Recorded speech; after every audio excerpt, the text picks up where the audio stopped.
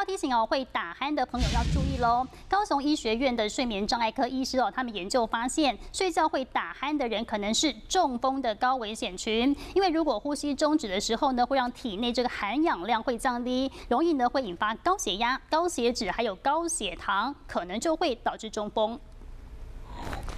呼呼睡，睡得好沉，这打鼾声也好大声。不过可别以为这觉睡得真的很香甜，因为打鼾时会出现这样的状况。